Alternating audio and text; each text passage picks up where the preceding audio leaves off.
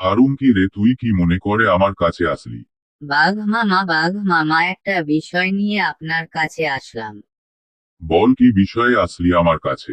বাঘ মামা, আমি একটু শিকারে যাব, সেই জন্য আপনার কাছে এসেছি। আমার দুই বাচ্চাকে আপনি একটু দেখে শুনে আপনার কাছে রাখুন। ভাগ্নে, তুই আমার কাছে এসেছো, আমি তোর দুইটা বাচ্চাকে রাখছি, তুই কোনো চিন্তা করিস না, সাবধানে শিকারে যা। অনেক ধন্যবাদ বাঘ মামা, তাহলে আমি শিকারে যাচ্ছি। তারপর শিয়ালটি চলে গেল শিকারে। শিয়ালটা চলে গেছে, এরপরে আরাম করে খাবো বাচ্চা দুটাকে খেতে পারবো না, একটাকে খায়, শিয়াল এলে ঠিক বুদ্ধি করে বুঝিয়ে দেব। তারপর বাঘটি শিয়ালের একটি বাচ্চাকে খেয়ে ফেলল। বাঘ মামা, আমি চলে এসেছি শিকার থেকে, আমার আর একটা বাচ্চা কোথায়? কি বলছিস, তোর একটা বাচ্চা তো তোর পেছনে পেছনে গেল, তুই চলে যাওয়ার পর ওই দিকে হেসে হেসে চলে গেল। আপনি কেমন? আপনাকে আমি ভরসা করে দিয়ে গেলাম। তোর বাচ্চা খেলতে খেলতে কোন দিকে গেল আমি কিন্তু জানি না। বাঘ মামা, আমি যাই, আসল ঘটনা কি তা একমাত্র ভগবান জানে, গিয়ে দেখি, খোঁজাখুঁজি করি কোথায় আছে। তারপর ওই শিয়ালটি তার বাচ্চাটিকে অনেক খোঁজাখুঁজি করেও পেল না, সে খুব কান্না করতে লাগলো। একদিন তার এক ছাগল বন্ধুর সাথে দেখা হলো।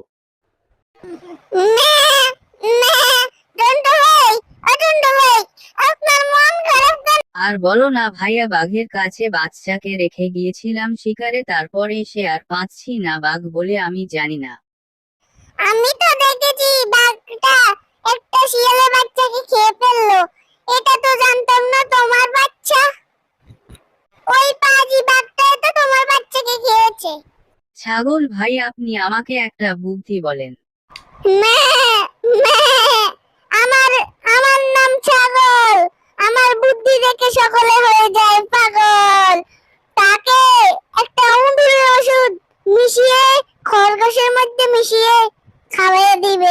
আচ্ছা ঠিক আছে ছাগল ভাইয়া, আমি ওকে খাবারের সাথে বিষ মিশিয়ে হরি বল করে দেব। তারপর ওই শিয়ালটি একটা খরগোশ শিকার করে, খরগোশটির মধ্যে বিষ মিশিয়ে বাঘের কাছে নিয়ে যায়। বাঘ মামা, আপনার জন্য একটা খরগোশ শিকার করে এনেছি, মনে করলাম আপনি অনেক দিন ভালো মন্দ কিছু খাও না, তাই একটা শিকার করে আনলাম। অনেক সুগন্ধ আসছে।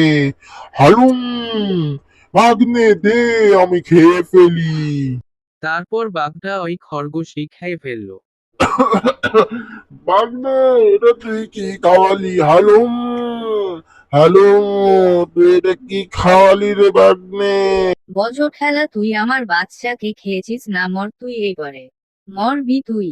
তো বন্ধুরা, এই ছিল আজকের গল্প। তো বন্ধুরা, আপনারা যদি নতুন হয়ে থাকেন চ্যানেলটিকে সাবস্ক্রাইব করুন, আর যারা সাবস্ক্রাইব করেছেন অসংখ্য অসংখ্য ধন্যবাদ।